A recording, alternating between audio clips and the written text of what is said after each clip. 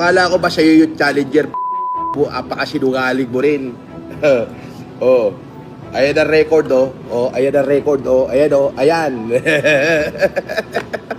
Oh, may pa-Challenger. Ano na? Akala ko ba sa'yo yung Challenger? Binirify ko, hindi naman pala sa'yo yung Challenger. Nakasala pala sa bangko. Ito. Oh. Ayan yung Challenger na ginamit mo papuntang BF Homes. Oh, ayan, oh. Oh. Oh.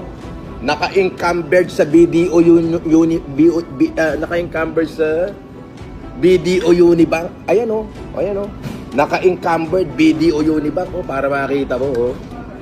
Ayan, oh. Naka-encumbered sa BDO Unibank yung Challenger na pinagyayabang mo na sa'yo. Ayan, oh.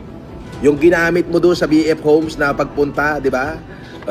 Ayan. Nag-viral sa social media ang video ni Francis Leo Marcos kung saan binatikos niya ang content creator na si Makagago Wazapman kaugnay ng umano'y pagmamayari ng isang 2023 Dodge Challenger GT. Ayon kay Marcos, hindi pag-aari ni MG ang sasakyan at naka-encumbered pa ito sa bangko. Ipinakita ni Marcos ang mga dokumento, plate number, engine number at rehistro ng kotse upang patunayan na hindi ito pag-aari ng content creator. Binigyang diin niya na hindi dapat ipagyabang ang isang bagay na hindi tunay na pagmamayari at inihayag ang umano'y maling impormasyon na ginagamit ni MG sa pagpapakita ng kanyang sasakyan sa publiko. Bilang tugon, nagpakita rin ng ebidensya si MG na unti-unti niyang hinulugan ang sasakyan at kalaunan ay ganap na nabayaran o fully paid na ang 2023 Dodge Challenger GT. Ayon sa kanya, maayos ang mga dokumento at rehistro at walang paglabag sa batas sa kanyang pagmamayari ng sasakyan.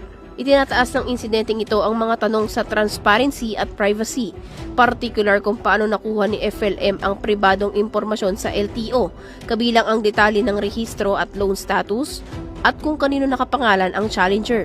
Nagdudulot ito ng pangamba sa posibleng paglabag sa data privacy at proteksyon ng personal na impormasyon sa ilalim ng batas. Patuloy na pinag-uusapan sa social media ang video na nagbukas ng mas malalim na diskusyon tungkol sa karapatan sa privacy, access sa vehicular records at responsibilidad ng ahensya ng gobyerno sa pagprotekta sa pribadong impormasyon ng publiko.